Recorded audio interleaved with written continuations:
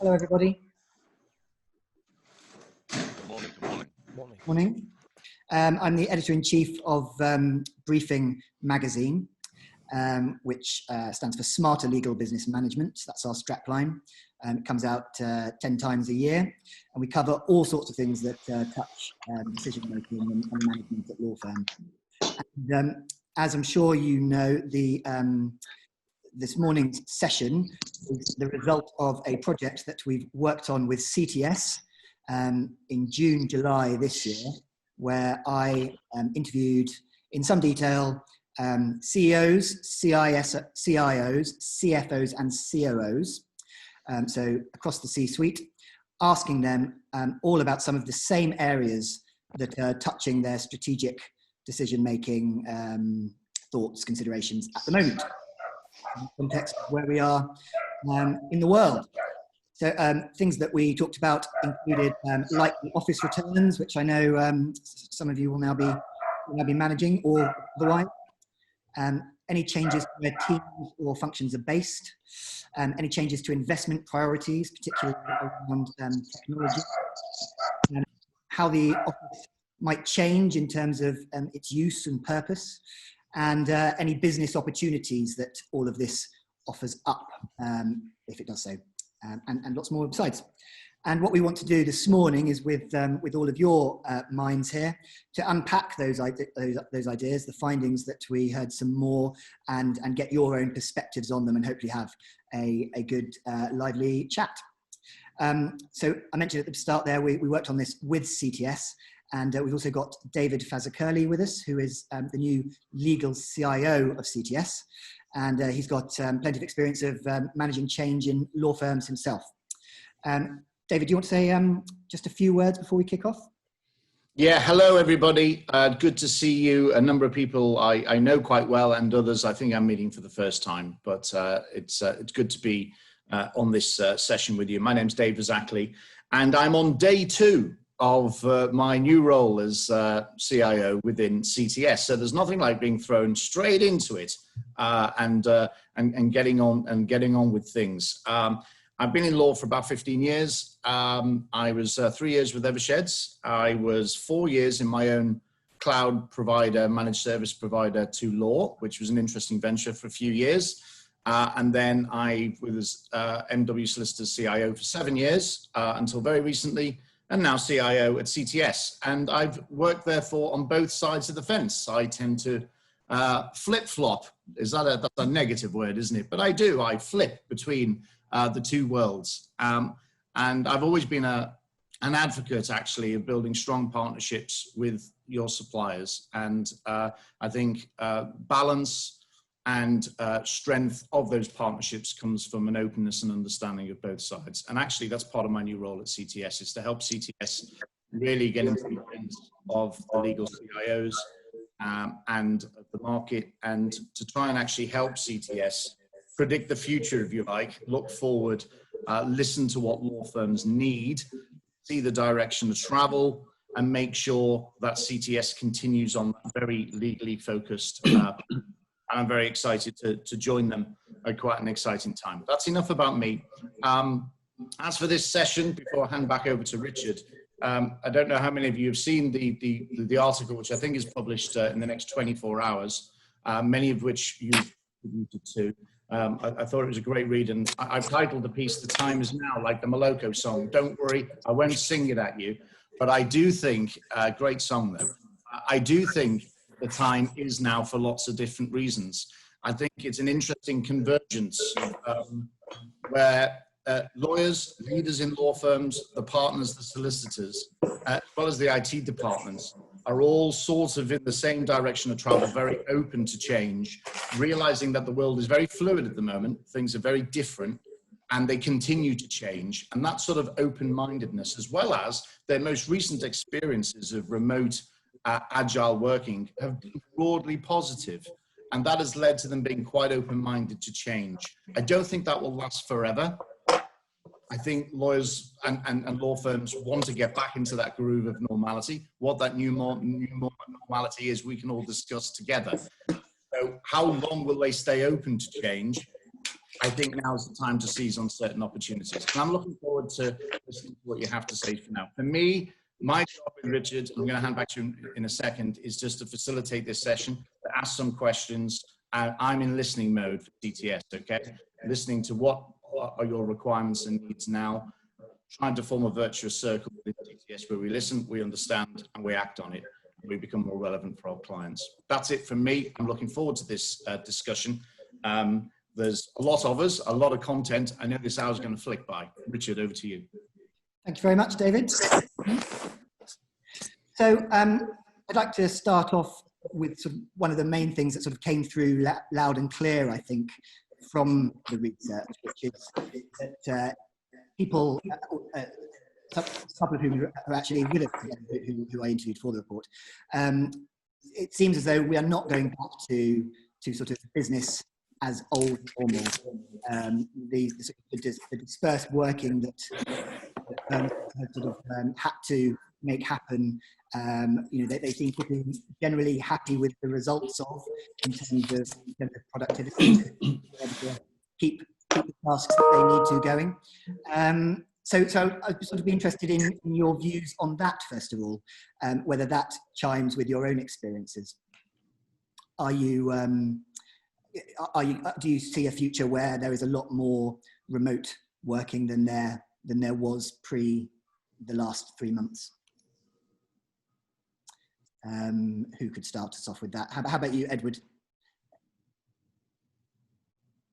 Happy to start from that. Yeah, I think we will see a far more greater uptake of remote working going forward. I think, as David suggested earlier, the appetite for change is there at this moment in time. Partly because everybody's been thrown in at the deep end. They didn't have much choice, and what they've learned is that they can swim in the deep water, even if they didn't think they were going to be able to. A lot of senior people who thought that perhaps the way they had to manage their staff was by seeing them physically sat at a desk for 8 hours a day have realised that they've been able to do so without that oversight. I don't think we're going to see the disappearance of the office altogether. I think there will still need to be that collaboration space, that supervision space, particularly for the junior staff. And there are staff that we've got that, whilst they are working from home at present, they're very uncomfortable doing so because they're still living at home with mum and dad and working off the edge of their bed rather than actually anywhere more comfortably. So I think we still need to make that available. But I certainly could see an average sort of 2 days a week or 3 days a week of staff working from home rather than actually in the office space.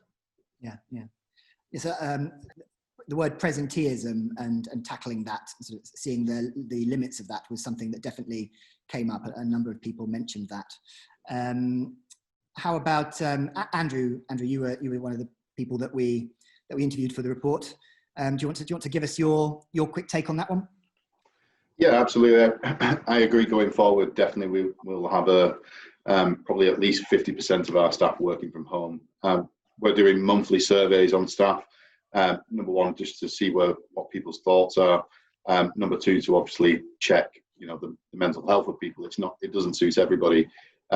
We have introduced a new rota for people going back into the office where people can select particular days. We make sure that we've not got everybody in of a certain department. Only 50-50 of each department are allowed in. But the uptake on it hasn't been great, obviously, since the more recent announcement of Greater Manchester going into another kind of lockdown. That's obviously impacted people's decisions on coming back to the office. But as far as productivity of people working from home, we've actually found that we're more productive in a lot of areas since introducing things like Teams and the remote working, and it's been a huge success for us, really. So it definitely has changed our plans for people coming back to the office and for new office space in the future as well. Andrew, you just touching on something you mentioned there because of you're regionally based in the northwest there. How much does the fact that we can't predict the sudden, and from the government, it's almost instantaneous lockdown and changes that they announce, the idea of people above the age of 50 perhaps not being able to travel anywhere, people in London not being able to travel outside of London, and perhaps other lockdowns happening. How difficult does that make it for all of us to plan ahead with any certainty for any return to work sort of balances. What's the thinking around the table on that? I mean, personally, from my firm, we're not pushing people to get back into the office.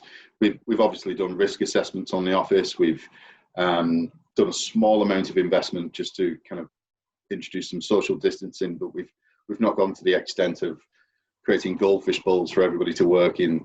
We just don't feel that that's a good working environment, and we don't feel it's worth the investment when it's been so successful working from home. Yeah. Yes, the productivity one is interesting. I'd be interested to know if anybody here does feel that, that productivity would be helped in some ways if people were able to or prepared to work in the office more than they have been over the last 3 months for certain things. Is anyone actually sort of encouraging it? I suppose that would be interesting, or feels that they can encourage it. We're sort of not encouraging it en masse. We're encouraging it on a very targeted message, which is we've created various little bits of insight for people. So simple things like a script runs on someone's laptop when they start up, and we now have an average gauge of their broadband bandwidth. So we know there are X amount of people who will really struggle to work from home. So we're saying, we're proactively comms to those individuals and saying, we recognise you might be struggling. If you do want to come back in, you are able to.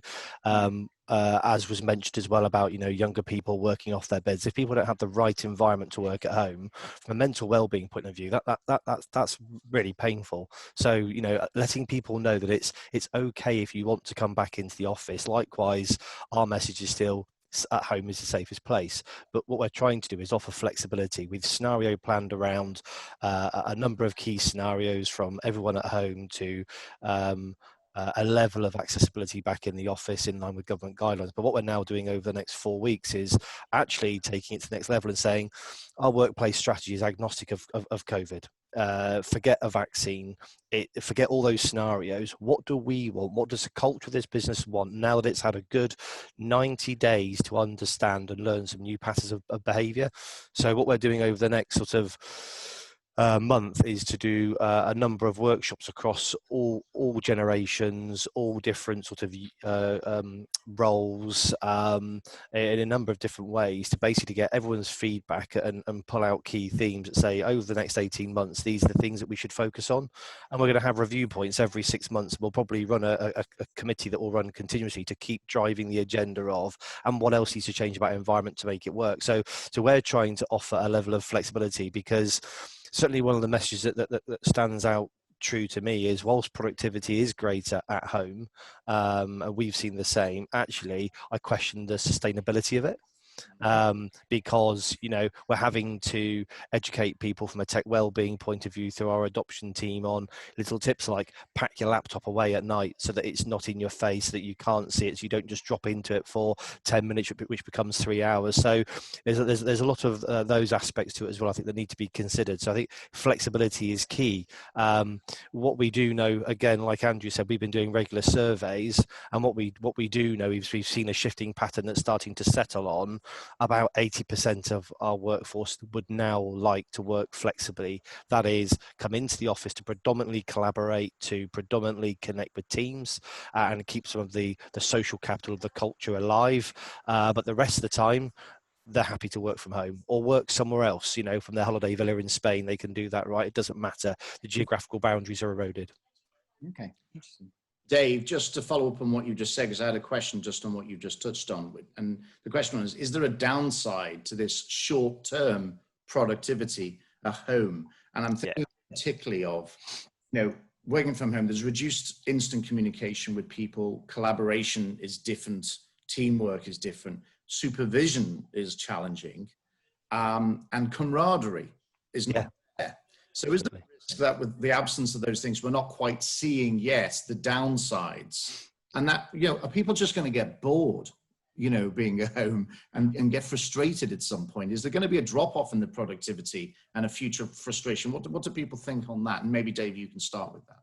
Yeah, so Mike, I think you're absolutely right there, David. I think there is a danger that people will become bored, that people will struggle. They'll struggle to maintain their enthusiasm, their momentum. There's a lot of economic pressures at the moment on all of us, right? So people are working harder than ever. People do in a recession. But when some of those things erode away, and in 6 to 12 months' time, I do think, you know, we could see a massive productivity drop back if it's not managed in the right way, if people aren't supported in the right way, and the flexibility isn't there.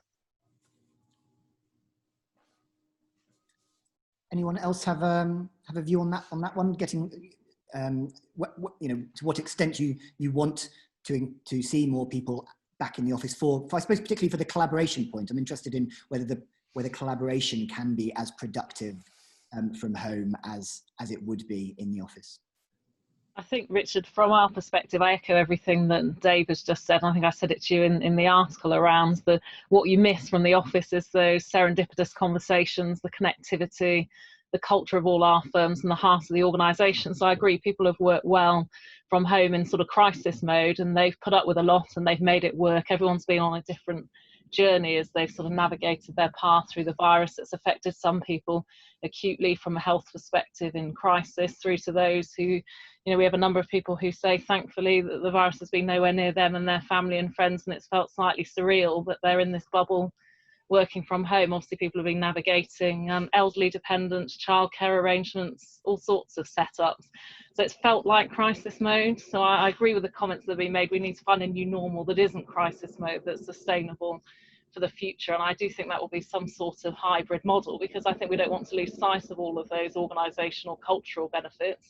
But we need to recognise that it seems that universally in all of the sort of pulse surveys people are doing, there's a large proportion of the workforce saying, actually, I've seen the light now, I've seen a better work-life balance, I feel healthier, I've got better well-being, I'm seeing more of my family, I want to make this work longer term. So yes, I'm bought into attending the office for all the right reasons, do all the right things, but actually when I'm just working at a desk or I need to put my head down or some quiet time, I can do that perfectly easily from home. And I'd like a model that supports both, please. I think it's going to be incumbent on all of our firms to actually set up a framework that facilitates that and actually introduces equality. I think one of the challenges we have is how you feel equal. I certainly find sort of in the mixed meeting environments, I'll be really interested to hear from fellow panelists as to how they've solved this one, how you get the same feeling in a joint meeting where some people are dialing in individually from home and a number are in the room. Yes, you can throw money at tech and tech partly solves it, but I think some of it actually is behavioural and cultural, and I think we're going to have to find different ways of working. Interesting to hear from perhaps the CIOs that we've got represented here on that one. Maybe Mark or Shane. Yep, happy to go.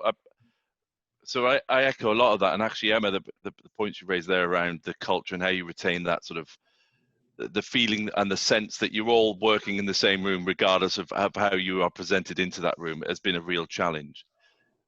If I look at us, HFW, with our global footprint, having people backing the office, so Hong Kong went back entirely, and then you're trying to sort of work into London. The differences with people being remote in London and Hong Kong, everybody sat in the room. Really interesting to watch people trying to retain their social distance whilst in a meeting room that, you know, that the camera sort of will funnel them into the bottom hand corner of the room. That's been a real interesting challenge. But there's a couple of things I think I'll probably say now is around the productivity thing. That I worry about this as a measure, and I worry that we're slightly using it as a bit of with a different lens or with the wrong lens. But I feel like people are more productive because they're spending more time online now, and they sense that that's productive. Because I'm getting online at 7:30 or 8 o'clock in the morning rather than 9 a.m. and I'm working till 6. Is that really a measure of productivity, or is that simply I'm just working longer? And there's something really around it's the conversations you have with people in person and being able to take the social cues. I think that's the bit that's really missing, because it's really difficult. And as I'm looking at my celebrity squares now, it's really difficult to take some of the social cues from people as you're discussing the things that you would have picked up had you been in person. So very much, I think for us at HFW, the focus is where we are now is just where we are now. What does the future way of working look like, and how do we offer people the opportunity to select their bits from each of those offerings that suits them best? And there is something that says, I'm not expecting you to come into the office every day, but I'm certainly not expecting you to never come into the office. So trying to arrange now what that new contract looks like, and I said contract as in the social contract that says, I'm expecting people to have a degree of common sense approach to how they want to do this, so it's on their terms, but equally understanding the needs of us and the business and what we're trying to achieve. Because what you're getting an awful lot of right now is everybody saying, it's great, I could work from home 5 days a week. Well, if that's the case, why would we spend all that money in having a building to house you all if you're not going to come into it? So there's a larger, bigger conversation here around what does that future look like, to allow people the opportunity to determine where, from their sort of shopping list of bits, they pick out that can suit them and suit the business as we move forward.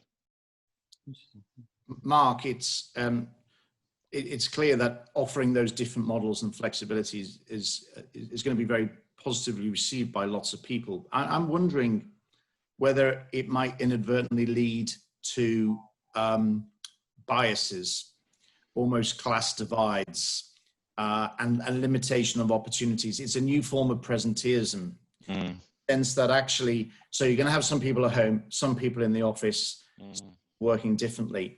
We might want to treat everybody equally within those sort of frameworks, but those who are in the office, in sight, in mind, constantly present, are they going to see sort of greater opportunities just by an unfair bias that comes back into things? What do people feel about that? Because I don't know the answer to that, but I'm curious about it in this new reality. You know, we're all on a Teams meeting, we can see each other, so therefore we believe it and it's real. But unless you're on a Teams meeting for 8 hours a day, you can be working really proactively at home for 7 hours, not on Zoom, but the people in the office who are more present seem to just be in the loop a little bit more. How do we manage that? Yeah, it's definitely a concern we're considering. It's that conversation as you walk past someone's desk, isn't it? And say, oh, by the way, did you read that? Which then spirals into a sort of 20-minute conversation and a load of work being distributed. No, you're absolutely right. I don't know the answer. We're still trying to figure that out. And I'm really conscious that I don't think we can throw tech at it and it'll resolve it. Because like most of the people on this call, probably we've introduced Teams as one of our, and we call it a collaboration tool. But if you're not in that conversation that's happening in person, you will miss out on stuff. And that's a real challenge. And we don't know. We're talking, but we spend a lot of time talking about this, and I'm hoping one of my learned colleagues on this call is going to unpick the answer for us now and help. I don't know.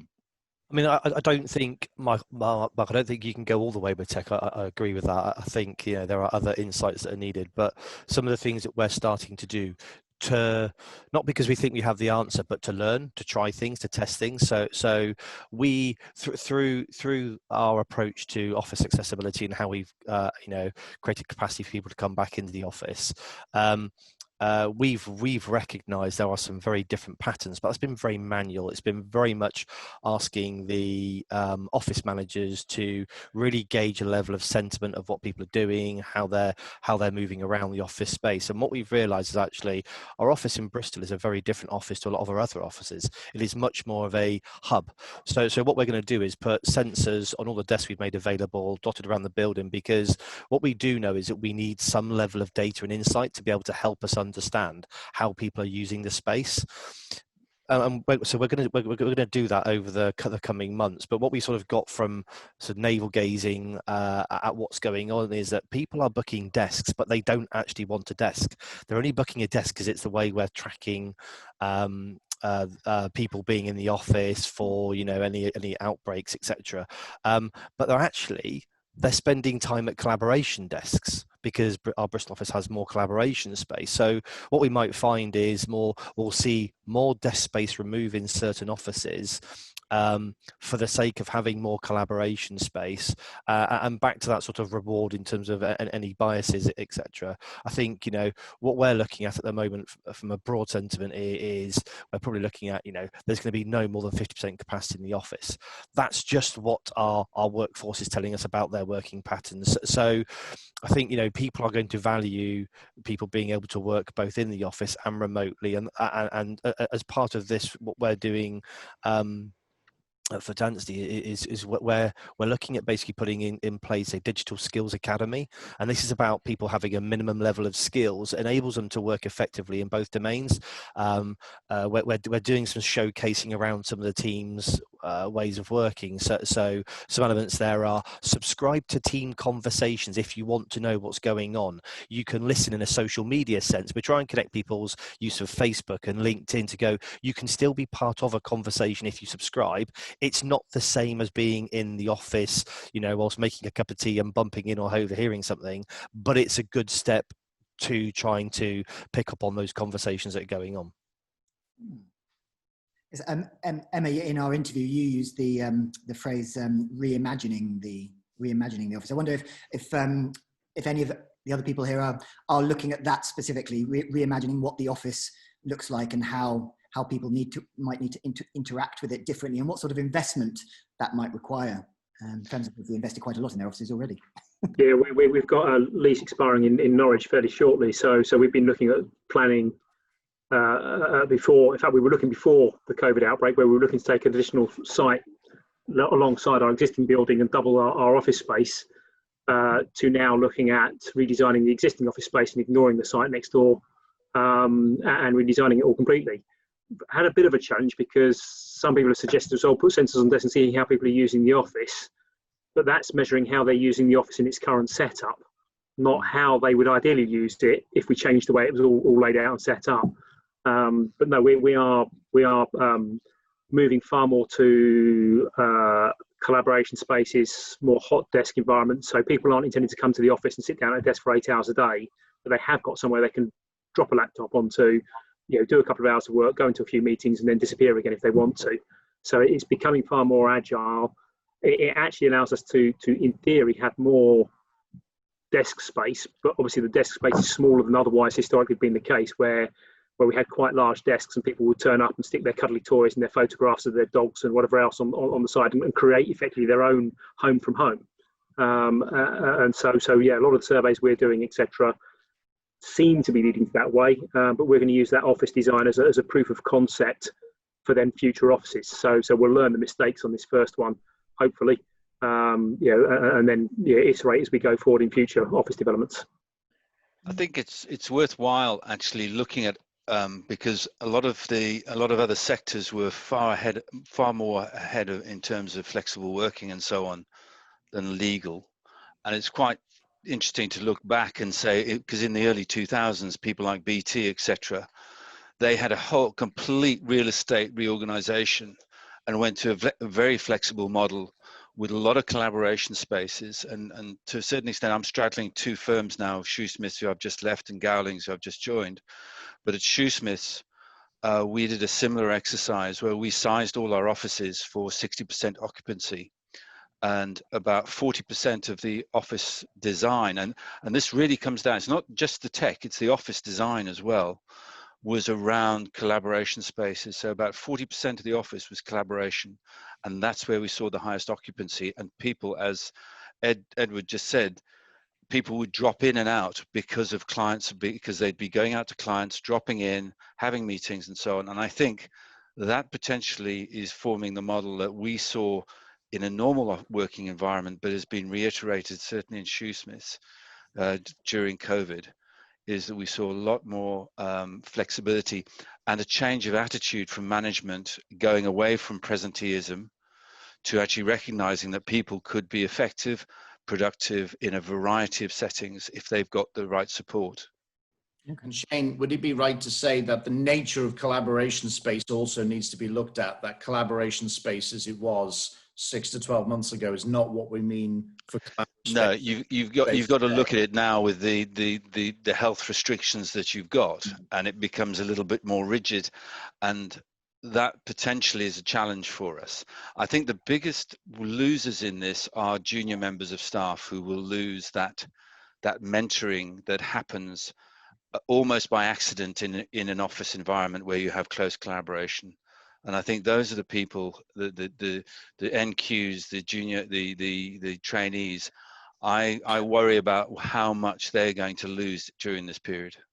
Well, Shane, we have some CEOs and COOs on the call, but on that, I did have a question, which was about that disproportionate effect on student or newly qualified lawyers, trainees, where that level of collaboration and coaching, almost real-time coaching, could be disproportionately affected. You know, homework is not always fun for these people. Perhaps they're still living with their parents. They're in flat shares. They're stuck on their beds, like people have already said. It's not much fun, but there is this restriction in what it is to become a good lawyer, which is working around your superiors and your peers and learning.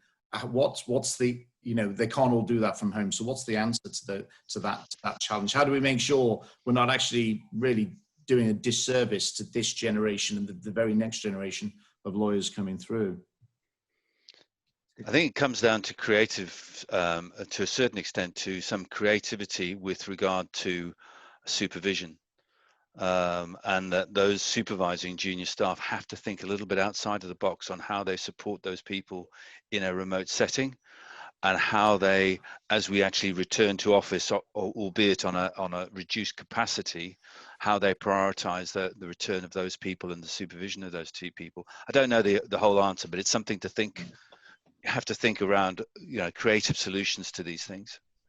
I think that's right. I think in addition to what Shane said, it's why we need a hybrid model. So there's going to be a place for increased home working. There's no doubt we've made that unprecedented move forward. There's no going completely back. But I think it does, what you were saying, David, does make the case effectively for the office as well. So I think it is going to be a hybrid, and it's making sure that you're making the best of the time that people are together in an office and actually planning things. I think there will have to be some structure and thought and planning around it for both the office working and at home. Certainly our leaders and managers have reported, and someone said earlier about you miss those sort of quick conversations and the social cues on Teams. We're finding that we're having to be a lot more active about sort of phoning people for no particular reason, but just checking in, or setting up coffee mornings, which everyone said at first felt very artificial and forced. You know, something you might all do for a few minutes in the office. It felt slightly strange in a Teams environment, but people are used to that structure now. So I think for the remote working, it's about thinking through what are the steps we need to put in place and the measures. How do we effectively deliver the training? And then when we're in the office,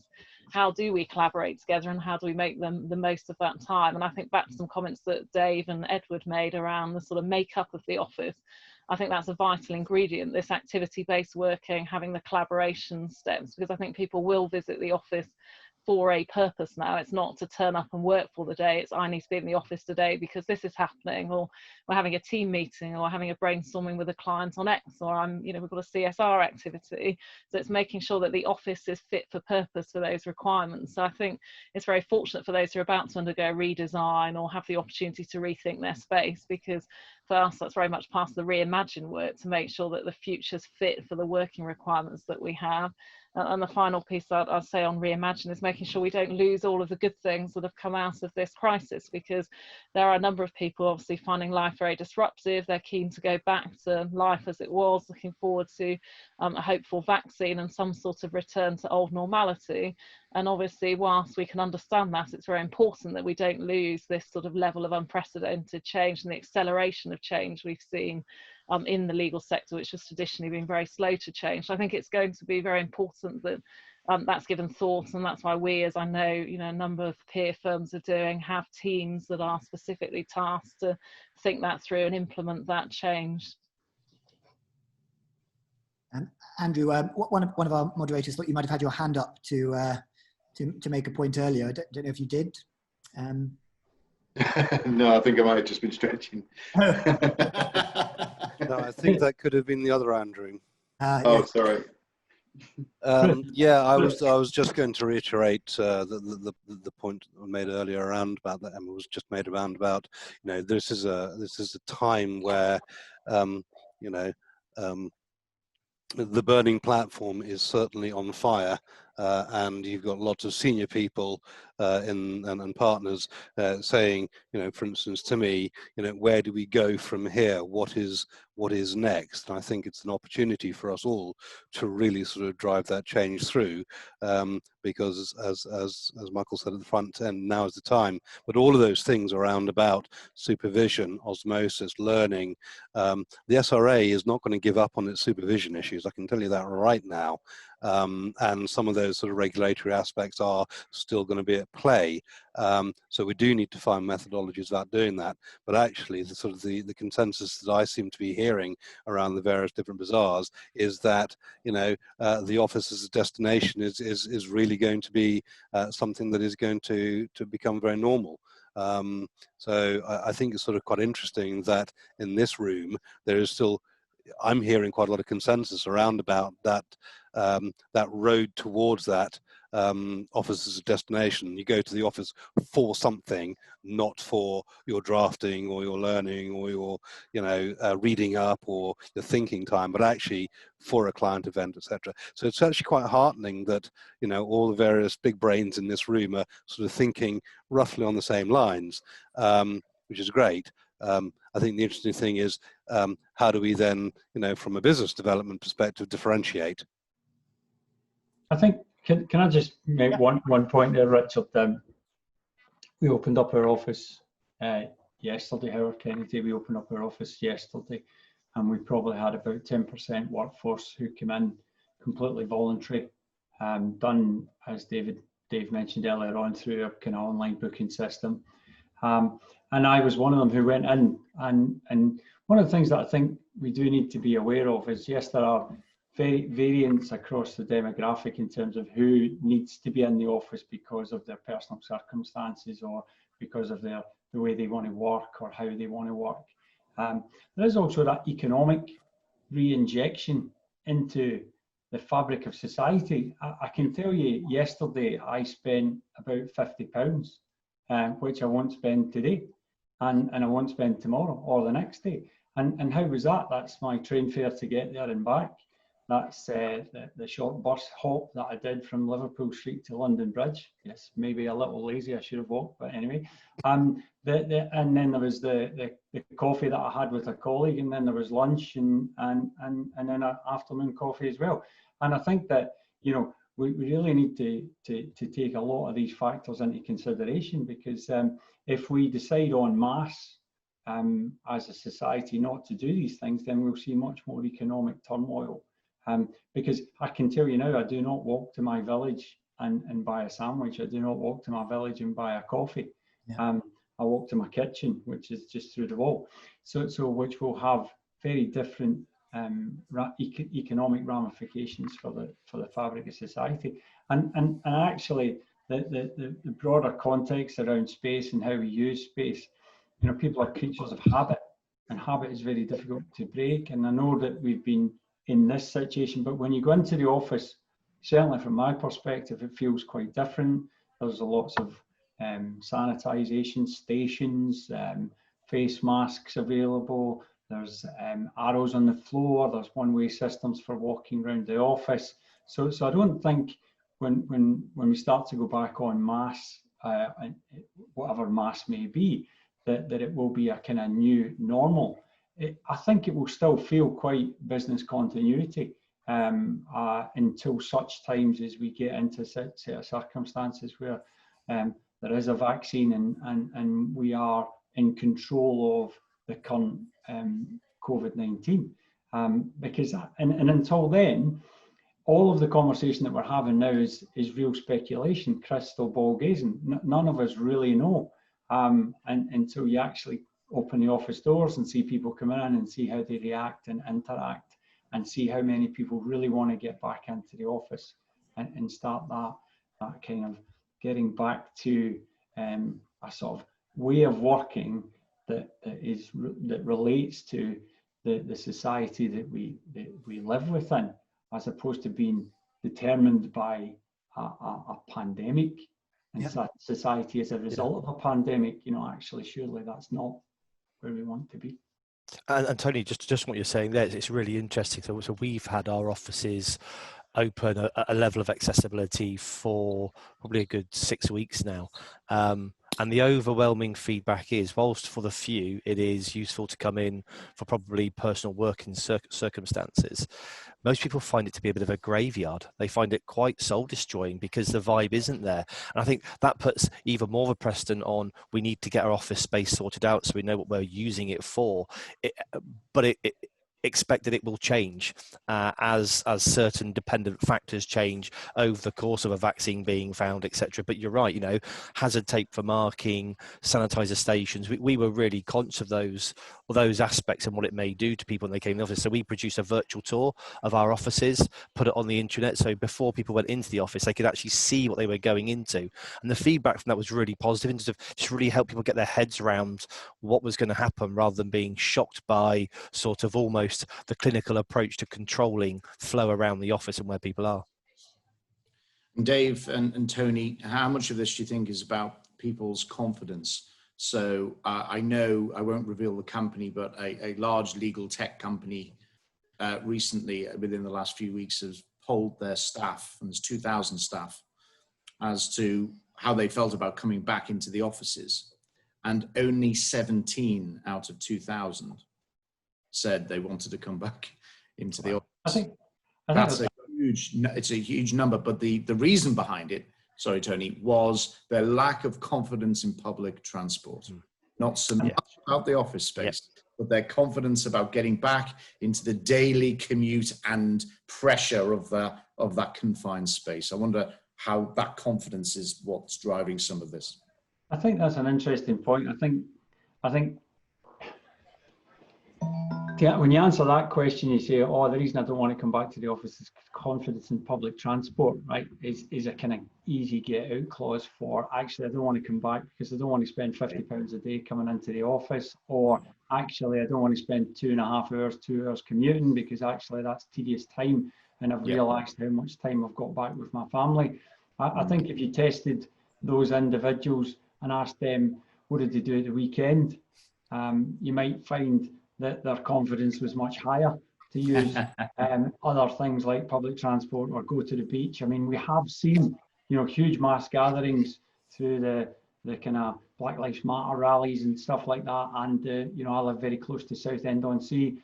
And when you go down there and have a look at the beaches on a hot sunny day, it's certainly social distancing. Maybe.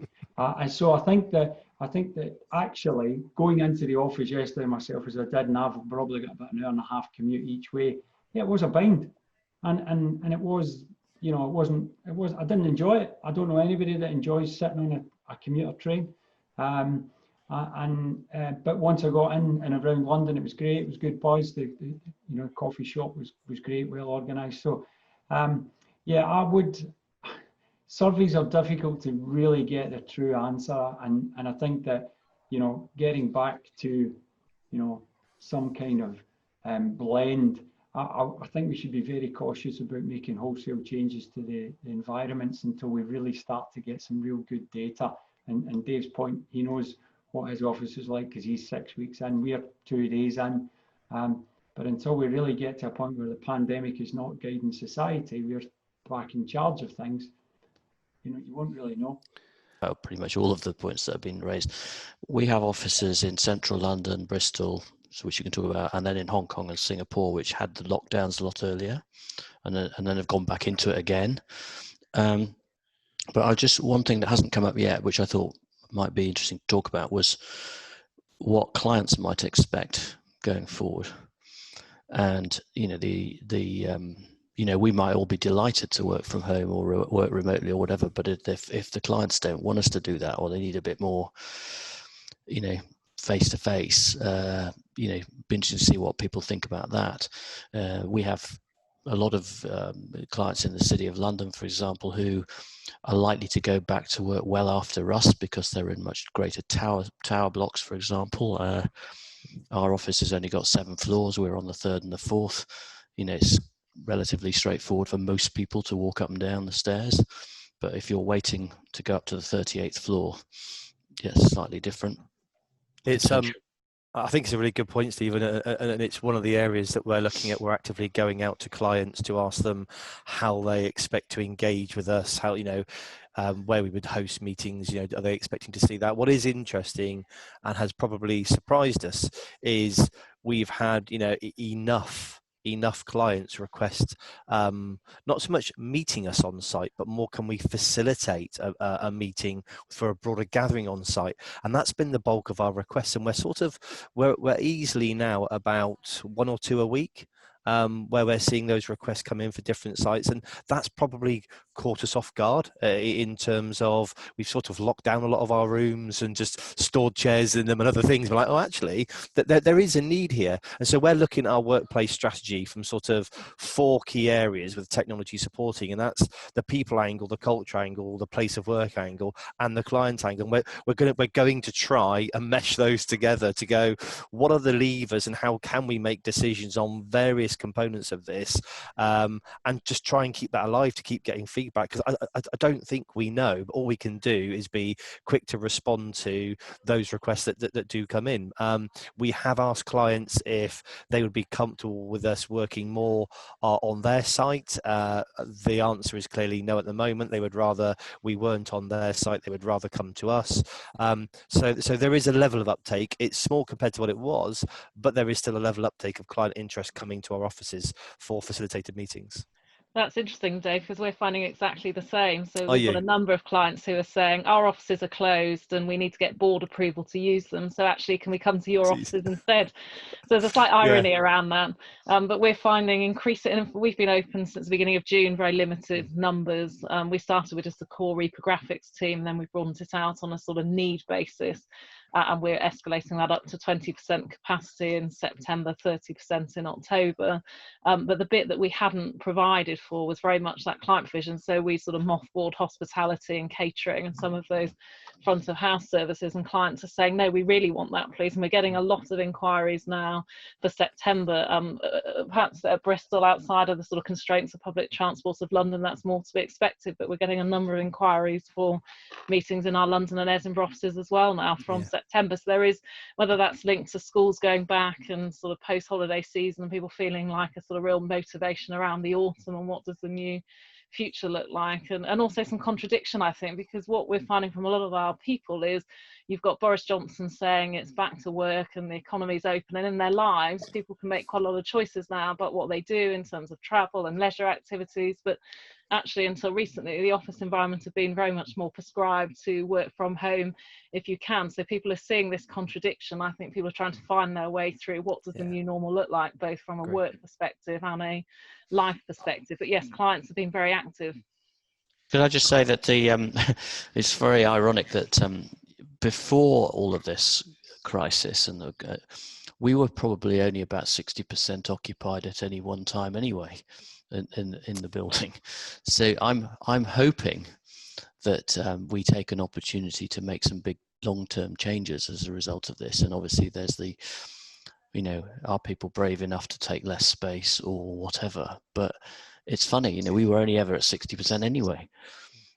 I think that's exactly the challenge. So we've got this flux now, which is creating an opportunity, and we're all trying to take advantage of what those opportunities might give us in the long term, I think. But there's kind of 2 phases to it. There's the transition and this flux that we're operating in now, and trying to create a long-term strategy within that short-term problem, or hopefully short-term problem.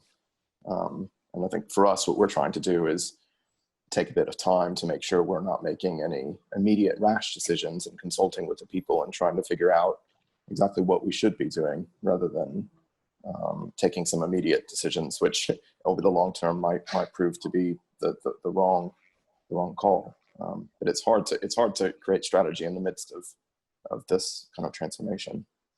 Yeah, I would agree with that. I mean, I certainly think that any short-term decisions that we're trying to make now, we're making with a long-term future in mind. So we're not putting in place short-term changes that we think, as soon as the offices are back open again, we would then reverse back out from. We're doing things that move us in the direction.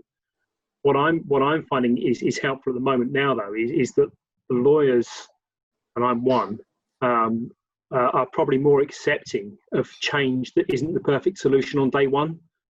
Historically, I think we always like to identify, not put anything in place until it was perfectly identified and we'd ironed out all the possible problems with it. Whereas now we're far more willing to accept putting something in place, recognise it may not be perfect on day one, but as long as we iterate it to improve it as we go along. And I think that is the real shift that I've seen amongst the team I've got here, in our business, in that some of the changes I was trying to put in place for the last 4 or 5 years, I've suddenly been able to put in place almost overnight. I mean, we had teams in place from May last year, and the adoption rate of that was woeful. We've got 5 offices around the region, and suddenly we lock everybody down, and the team's utilisation goes through the roof, and everybody says, "Oh, well, isn't this a great tool?" And I think that's the change that we've got to seize on, is that idea that you can create change, and it doesn't have to be perfect on day one. You're right, Edward. I think, and that, the time is now. I think I don't know how long this will last, how long this to embrace things, this slight imperfection at the beginning, but we'll roll and rock with it. It's a great opportunity, though, to seize it now, and not just to deal with things because of COVID, but just with lots of things that people wanted to do, to get on and do it, whilst our audience, our client base, whether internal or external, is far more open to a bit of trial and error, perhaps, than they were before. Because we're all probably still very grateful, actually, for what IT departments and divisions have done, and very impressed, actually, and therefore, a bit more open. I'm wondering how bold we can go on the technology front. 10 years ago, someone demonstrated some tech to me on telepresence, which didn't really take off. And for those that don't know, telepresence is a video conference that is so good, so high definition, so real time, and sized and scoped so large that you almost forget you're not in the room with the people that you're discussing with. So they're life size, the sound is directional. It was quite expensive tech, and also the bandwidth 10 years ago wasn't good enough. Today, the bandwidth's better, and the tech has probably come down in price. But I'm wondering are we going to see a resurgence of that type of tech, where rather than people joining Zoom meetings, the thing is on permanently. So, people are sort of connected to each other 7-8 hours in the day. It's just permanently on, as though you're almost simulating working with one another to get back to that collaboration. Maybe that's part of the answer to dealing with younger people and students and new qualified lawyers in the supervision.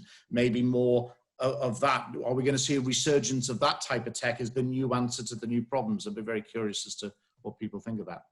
I wonder at that one, because I do remember the sort of VC stuff of the 90s, indeed, before the these kind of virtual rooms that were decorated exactly the same and all that kind of good stuff. I mean, they were just massively expensive and very prohibitive for most businesses. And I just don't really see that why would you need to do that? That lots of teams have, go onto a Zoom call first thing in the morning.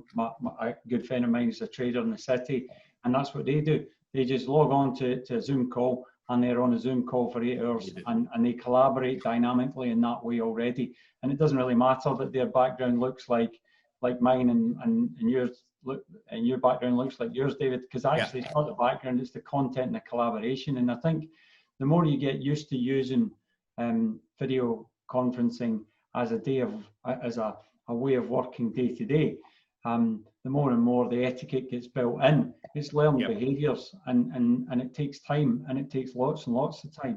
And I don't see any reason why you would want to invest in some of that type of technology to try and spoof your brain thinking into that you're actually in that same environment.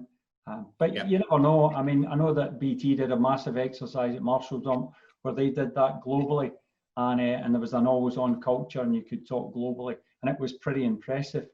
Again, their scale of organisation is pretty different to some of ours. And I think it might be a combination, Tony, though, of it's not the replicated environment, because that's not relevant anymore, but it's taking some of the essence, like you said, of people just working real time with each other, always on. Permanently on. Forget that the rooms might look differently, but you forget you're not working with someone, because you practically are, for I think, David, one of the things that we will all know that is that as soon as you're on a major incident and you've got a number of systems out, the first thing you do is you get everybody on an open call, whether it's a voice or video call, and you collaborate dynamically, because you want everybody to hear the same thing at the same time, so that nobody's. So I think that we guys, you know, certainly Mark, Shane, myself, we all know what that feels like in a kind of dynamic management of a major incident. And I suppose all you're doing is extrapolating that into the working day. Yeah. I think the interesting tech coming up is potentially the conversions of virtual reality and video con, etc. Now that would potentially be an interesting adaptation of technology, which you potentially could be walking around always connected and very much in a almost like a virtual room together. Avatar. I think at the other end of the spectrum, and what Shane just excited us all with in terms of the future, is back to some basic tech as well, because what people have really needed over this time is, you know, a laptop, mobile tools, back to sort of flex, agility, mobility, I think is the mantra that we're working to. And I think it's forced everyone to just have a look at those fundamentals to make sure that people can work anywhere. And I think that will continue as we move to the next phase of dealing with what the future looks like. And I think there's an opportunity for firms to rethink the sort of prioritization around their technology investments. So will all the money be going into AI and the advanced tech, or actually is there a need to develop some of those basics so that the building blocks are there, so that we can all communicate and work well together in the future? So I think there'll be tech at both ends of the spectrum, from the novel and the exciting, but back to the basic and fundamental hygiene elements of tech as well. It's interesting you say that, Emma, because we've seen a massive drop in mobile phone use. Massive drop, and we're questioning, you know, actually what is the value? We're going to watch it for a good number of months, but what is the value of mobile phones now, given that people are working in a much more video conferencing interactive way? It's really interesting. We found the same. I agree. Everyone's using Teams. They're calling each other through their computers. So yeah, no one's phone. In fact, at the moment, our only mobile phone use is people sort of diverting their landline until we're fully soft phone tech. So it's sort of outmoded. Yeah. James, did you want to say something? Yeah, I think it's a really interesting point that you raised there when you're talking about, you know, making best use of old tech. So one of the key aspects for us has just been making sure people can actually share documentation and can actually access things. And we had the IQ platform that many other people have for that. It's very clunky, it looks very old-fashioned and so on. But in actuality, just getting people to adopt, start use it and work it. But look at it from a process perspective. So we're looking at every aspects now, from the idea of, okay, what's the process going to be from here? Let's make sure we define what that aspect is, and then we can change the kit later. You know, when there is a flashy solution to it, we can start looking at that. Because you pointed a minute ago about you know, potentially changing investment from the sort of fancy AI and machine learning, whatever else it might be, and just actually looking at basics. You know, we had a job of saying, let's go out and buy 700 laptops, please, so we can make sure we've got all these people working remotely from there. So you're absolutely right. It's just all about basics, but with that view to then, how can we change it now, but be able to then be flexible about it when there is a potential benefit in the future for us. There's a few of us on this call who have recently moved. Shane, Tony, myself, and I know some others fairly recently into role. I'm just curious as to, you know, I'm on day 2 and I'm only virtually working with CTS. I was a client of theirs for 3 years, so at least I know all the people and I've established those relationships. That makes it a bit easier for me. But changing to become leaders of different fairly large organizations and having to do that almost virtually, albeit I hear, Tony, you've just gone back into the office. What are the challenges that you're finding of that, not being with your entire teams and being able to lead them directly, as it were? Maybe I'll go first, Shane, because I'm sort of 6-7 weeks in. I think you're 2 weeks in, aren't you? Yeah. I know for Shane's point of view, it'll be an absolute breeze, but for obvious reasons. But no, I think, to be honest with you, it's been a lot better than anybody would ever imagine. I think, you know, with the video tech, it's been really, really simple to meet pretty much everybody you needed to meet, and indeed, from people are really respectful of time. I think more respectful. You're also not running around the building trying to find offices to meet people. You're actually meeting them in the comfort of your own home and all. So therefore, it's been really good. And I've had a lot of lawyers reach out to me for, let's have a quick coffee, because they've got time to do it. And so actually my experience of sort of joining Howard Kennedy has been first class. And actually, you know, I don't think it could have went much better, even if I was in the office Monday to Friday. Thank you, Tony. We have reached time now, so we will have to wrap up. Thank you so much, all of you, for joining us. We did manage to cover actually throughout that most of the topics that we touched on in the report. Although I would still urge you to give it a read when the final version is published in a couple of days. Thank you very much, David, as well, and CTS for co-hosting with us.